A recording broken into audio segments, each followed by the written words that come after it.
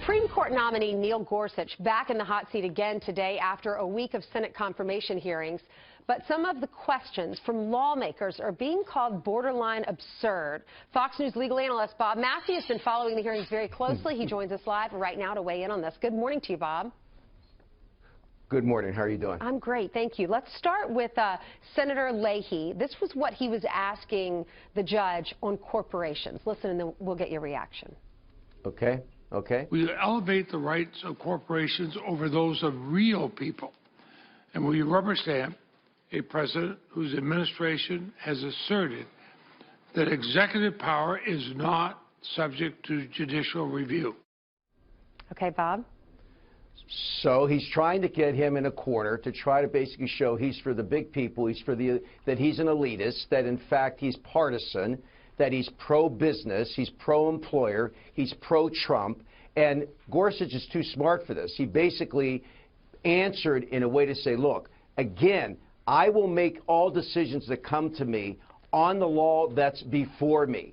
I am not a partisan judge. Justices sit there to give the interpretation of the Constitution of the law before me. And so, again, the theme of all these Democrats, Ainsley, is going to be the big versus the small, and that's who he's for.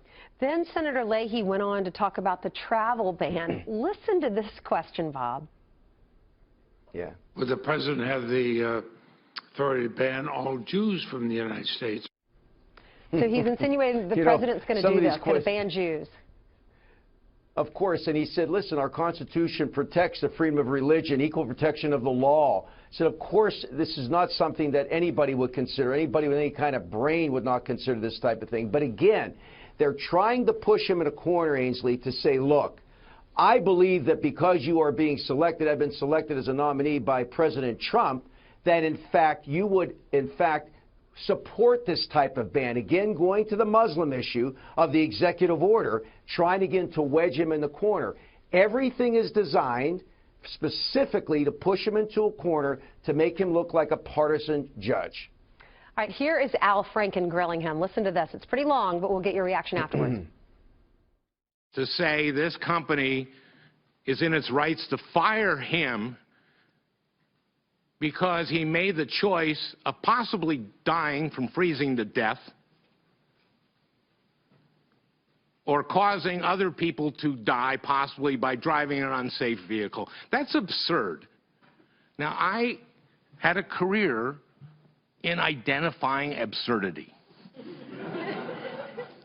And I know it when I see it. Speaking of absurdity, what's your reaction? Talk about an oxymoron. This was like a Shakespearean soliloquy. I mean, the guy never asked the question. It was his little stage. He thought he was on Saturday Night Live doing the things that he did. And again, it's insulting. You know, let me say something. These men and women that sit as prospective nominees, they are different people, I must tell you. As a lawyer, they are people that are so reverent in the law. And Al Franken is not going to wedge this guy. And again, they're trying to show, because he wrote a dissent in favor of the employer, that he is pro-employer and against the employee. And that's the absurdity of Al Franken's question. All right, Bob And by Massi, the way, he never asked a question. Thank you so much for pointing that out and for being here this morning.